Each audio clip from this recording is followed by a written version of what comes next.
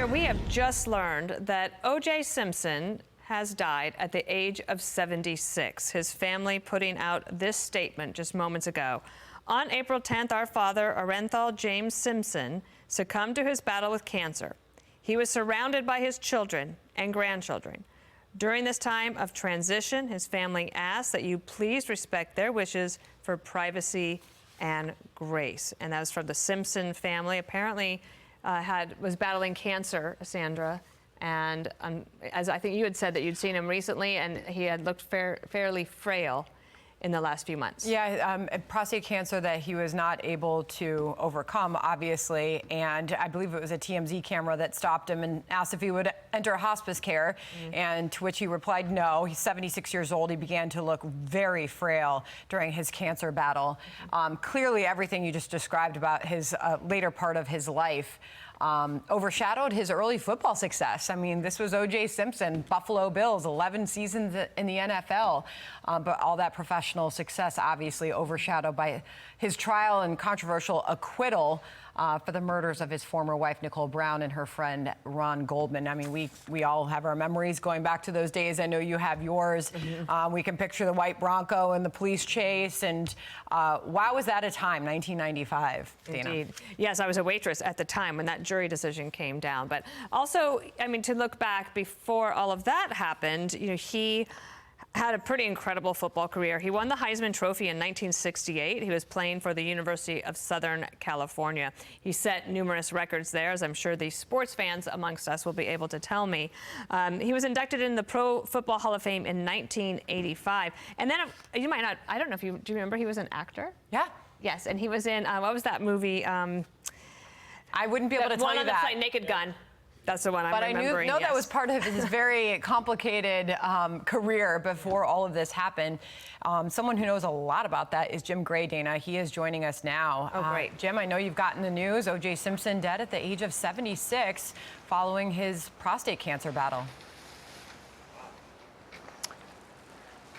Yeah, it's kind of difficult to process this because such an amazing football career.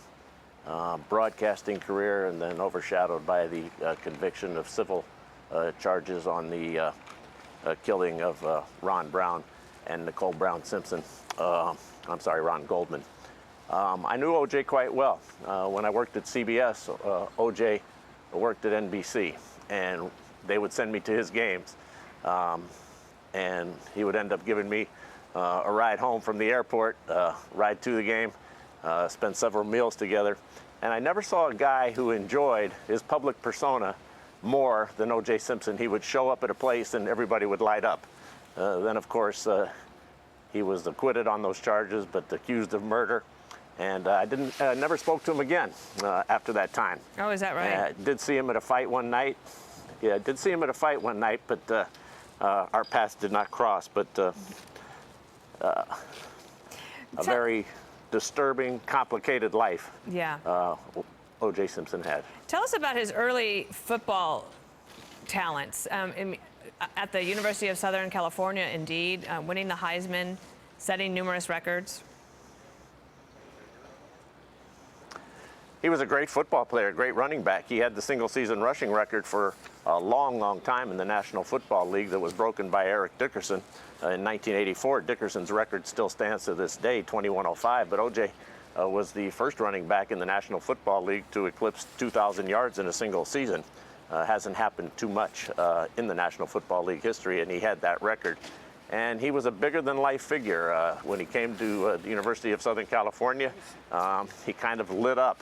He kind of lit up the playing field, and he kind of took Hollywood by storm. He was one of those guys that had this magnetism that attracted everybody to him, and had a big smile, had a tremendous career in commercials with Hertz, amongst others, and running through airports. And he was an icon in football.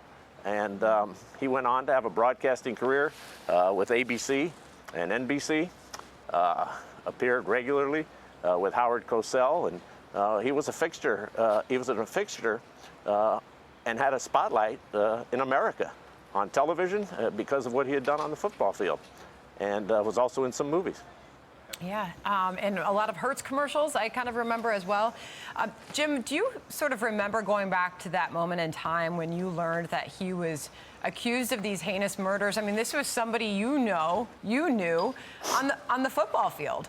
And as you just described, this big personality who would stop the room when he walked in it and light up the room. I mean, what do you remember going back to that moment in time when you learned he was accused of this? It was hard to believe because I had been in OJ's company hundreds of times, and I'd never seen him have a bad public moment. He had signed every autograph. He smiled for everybody. He shook every hand. He was available. He was accessible. He was seemingly very comfortable with his celebrity. I knew Nicole, had played softball in their 4th of July softball games, been over to his house on numerous occasions. Obviously had a double life. I did not know of any of the domestic abuse that had been going on. So I was shocked when I heard this about O.J. Simpson, and the more and more evidence that came out, it just became more and more shocking. I didn't know about any of the extracurricular activities that he might have had with any drug involvement or anything like that. So, you know, it was all a huge surprise, and you know, it was shocking and it was sad for those of us who did know him. To learn that this had gone on and the depth of it. So yeah, it was very, very hard to reconcile. And as the years have gone on, you know, it didn't make it any easier. How could a guy be like this that you thought you knew, yet like this that you didn't know? And so, like I said, a very strange, complicated, disturbing life. It's, you know, hate to see anybody die, particularly somebody who you know, you had known quite well, but I can hear Jim. I don't really have the words for that painful. right here, because you know it's just, you know, you just how do you sum up someone's life like this? Yeah, we appreciate the raw emotion of it, and you, of course, we're going to be here to talk about the Masters and how exciting that is. And this news just breaking again: O.J. Simpson, born September 9th, 1947, has passed away from complications from cancer. His family says he was surrounded by them. They've asked for privacy at this time. Just talking a little bit about, you know, the not guilty verdict. It was incredibly controversial. It sparked a lot of conversation about race and celebrity and the criminal justice system. He actually then wrote a book titled If I Did It, and that was marketed as this hypothetical account of how he would have committed the murders, and that was a very controversial issue as well. And then had gone on, you know, he had additional problems with the law, Sandra. In 2008, convicted of armed robbery and kidnapping, and yet he was still always out there. As Jim was just saying, when he knew him before all of that happened, that he really loved his public persona. He loved being out there.